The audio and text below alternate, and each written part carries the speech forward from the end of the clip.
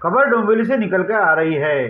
डोंबिवली शहर आरपीआई के नवनिर्वाचित शहर युवा अध्यक्ष एडवोकेट सुभाष अंबेरे को जान से मारने की धमकी मिली है। इस खबर से डोंबिवली की जनता में खलबली का माहौल छाया हुआ है। 29 तारीख की शाम 5 बजे के समय आरपीआई के नवनिर्वाचित शहर युवा अध्यक्ष एडवोकेट सुभाष अंबोरे डोंबिवली पश्चिम के बागशाला मैदान के पास अपनी मोटरसाइकिल सवार पर मित्र नितिन इंगोले के और संदीप पाइकराव के साथ मिहिर पेट्रोल पंप की ओर जाते समय उसी समय सामने से अचानक एक 4 व्हीलर गाड़ी ने उनका रास्ता रोका। उसका नंबर इस प्रकार से है MH04JM4806। इस गाड़ी की कांच खोलकर विकास खैरनार ने सुभाष अंबेरे को जान से मारने की धमकी दी। उस समय गाड़ी में और 2 लोग सवार थे। बताया जाता है कि गाड़ी में घातक हथियार भी थे। उस समय विकास ने वकील अंबोरे से गाली गलौज किया, जान से मारने की धमकी दी और कहा तू तू बाहर से आया है और आरपीआई का युवा अध्यक्ष कैसे बन सकता है। इस पर एडवोकेट अंबोरे ने कहा कि मुझे जिला अध्यक्ष प्रहलाद यादव, जय यादव की सम्मति से और केंद्रीय मंत्री रामदास अठौले के हाथ से डोंबिवली युवा शहर अध्यक्ष बनाया गया है। इस पर विकास ने प्रहलाद यादव को भी जान से मारने की धमकी दी। किसी तरह बच बचाकर एडवोकेट सुभाष अंबोरे वहां से निकल गए और घटना की जानकारी जिला अध्यक्ष प्रहलाद यादव को दी। इसके बाद एक शिष्टमंडल ने विष्णुनगर पुलिस स्टेशन पहुंचकर यहां के वरिष्ठ पुलिस निरीक्षक श्री रामचंद्र चोपड़ा को लिखित स्वरूप में शिकायत दी है। खबर लिखे जाने तक पुलिस ने किसी को गिरफ्तार नहीं किया था। इस मामले में हमारे संवाददाता ने पीड़ित वकील सुभाष अंबोरे की प्रतिक्रिया ली तो उन्हें बताया कि डोंबिवली के ही मानिक उड़े नामक व्यक्ति पर आरोप लगाया है कि इसके पीछे उनका हाथ है। इस विषय में हमारे संवाददाता ने विकास खैरनार तथा मानिक उगड़े से संपर्क करके खुलासा मांगना चाहा, लेकिन वो हमें उपलब्ध नहीं हो पाया है। मी advocate Subhash Ambore, Republican Party of India Athawale पक्षाचा मी डोंबिवली शहराचा युवक अध्यक्ष आहे।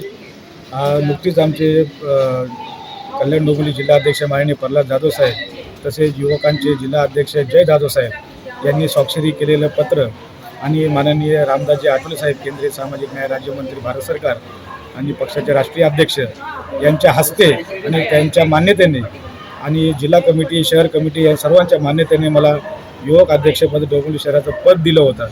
त्या पदाचा राग मनात धरून विकास खैरनार गुंड प्रवृत्तीचा व्यक्ती, सराईत गुन्हेगार या व्यक्तीने आज मला मी डोंबिवली शहरामध्ये आमच्या मित्राच्या गाडीत पेट्रोल भरण्यासाठी गेलो असता मिहिर पेट्रोल पंपाच्या बाजूला आम्हाला 2-4 दिवसापासून पाठलाग करत होता विकास खैरनार आणि तिथं आम्हाला तिथं घातलं त्यांनी।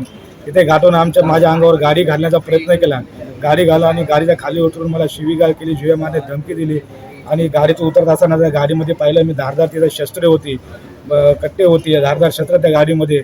पूर्ण गाडीला काचाची फीत लावली असताना आम्हाला बाहेरून काही कळालं नाही, परंतु जेव्हा दार उघडून तो बाहेर आम्हाला जीव मारण्याच्या प्रयत्नात बाहेर आला हल्ला करण्यासाठी, तेव्हा आम्हाला ते दिसलं सर्व या ठिकाणी आणि आम्हाला जीवे मारण्याची धमकी दिली। आम्ही बोललो तू मला काय बोलतो, तू बोलतो तू डोंबिवली शहराध्यक्षपद का घेतला। मी बोललो जाधव साहेबांनी आम्हाला दिलेलं आहे, आठवले साहेबांनी आम्हाला पत्र दिलेलं आहे, त्यांच्या मान्यतेने सर्व झालेलं आहे। तुम्ही बोललो मला कोण, तो मला शिवीगाळ करतो होता। जाधव साहेबांना पण आई बहिणीवर घाणघाण शिवा देतो तिथं रस्त्यामध्ये आणि आम्ही त्याला जा विचारलं तू असं काय करतो, तुला जे काय असेल तो साहेबाला जाऊन भेट बोल, असं तू करायला नाही पाहिजे, चुकीचं आहे। परंतु तो कुठलाही न ऐकता गाडीच्या बाहेर उतरून मला अंगावर आला, मला मारण्याचा प्रयत्न केला। तो वकील जरी असला तर तुला मी खतम करून टाकू, मारून टाकू, तुला माहिती नाही मी कोण आहे, मी मोठा गुंडा आहे का, डोंबिवली शहराचा भाई आहे आणि तुला खतम केल्याशिवाय मी राहणार नाही, अशा प्रकारच्या धमक्या दिल्या। मी त्याला उत्तर दिलं मी तुला कायद्याच्या ह्याच्यामध्ये उत्तर देईल, मी कायद्याचं पालन करणारा व्यक्ती आहे। आमचं डोंबिवली शहरामध्ये आम्ही समाजाच्या न्याय हक्कासाठी लढत असतो। डोंबिवली शहरातले वेगवेगळे गुन्हेगारी प्रवृत्तीचे लोक असतील, अवैध धंदे असतील, याच्याबद्दल साहेबांना तुम्ही भेटले त्याच्या बाबतीत लढत येत होतो, परंतु यांचे अवैध धंदे आहेत।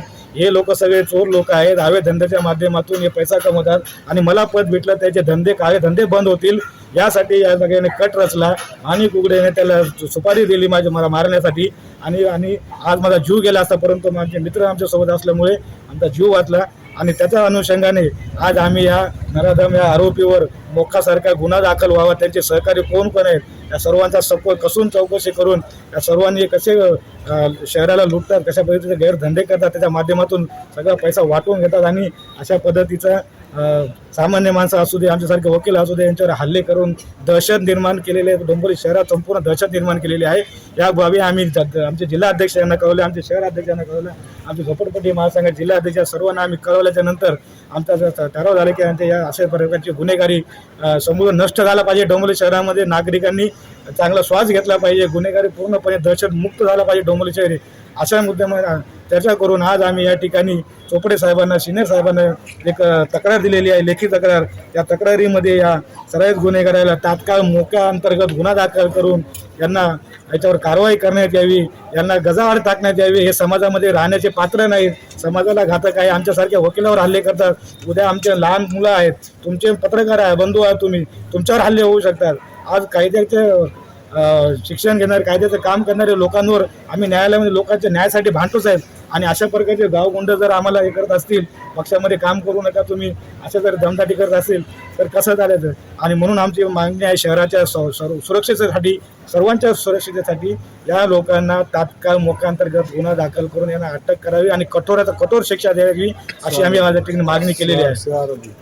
आणि त्याच्या पाठीमागे जे मानव कुकडे आहे, याच लोकांनी त्यांना सांगितलेलं आहे, यांनी त्यांना सुपारी दिलेली की जा त्यांना हे करा, मारा, त्यांना जीव मारा, अशा प्रकारचे. आणि म्हणून आम्ही मोक्याअंतर्गत का दिला की याच्या पाठीमागे टोळी आहे सर्व, तर एकच नाही अजून काही लोक आहेत त्यांच्यासोबत. काल याच्यावर बी हल्ला झाला असता. अशा महिला बी काही लोक आहेत आमच्या सगळ्या टीमवरती दहशतीचे वातावरण या ठिकाणी डोंबिवली शहरामध्ये निर्माण झालेलं आहे. आमच्यासारखे जाधव साहेबांसारख्या व्यक्तीवर त्या लोकांनी हल्ले केले, जेलमध्ये जाऊन आलेले आहेत. असे व्यक्ती या ठिकाणी आठवले साहेबांनी निर्णय घेतला की अशा गुन्हेगारांना पक्षामध्ये ठेवायचं नाही. जाधव साहेबांनी निर्णय घेतले, युवा अध्यक्षांनी निर्णय घेतले की गुन्हेगार आपल्या पक्षाची बदनामी होते, अशा गुन्हेगाराला पक्षामध्ये नाही ठेवलं पाहिजे. म्हणून आमच्यासारख्या सुशिक्षित व्यक्तीला यांनी संधी दिली आणि यांचे काळे धंदे बंद होतील. यामुळे या लोकांनी आमच्यावर आज हल्ला केलेला आहे. आणि म्हणून आमची मागणी याच्यावर कठोर कारवाई झाली पाहिजे. आणि जर कारवाई नाही झाली तर आम्ही स्पष्ट इशारा दिला पत्रामध्ये रिपब्लिकन पक्षाच्या वतीने, तसेच आमच्या वकील संघटनेच्या वतीने या ठिकाणी आम्ही तीव्र आंदोलन करू. जोपर्यंत त्याला अटक होणार नाही आणि मोका गुन्हा दाखल होणार नाही तोपर्यंत आम्ही शांत बसणार नाही.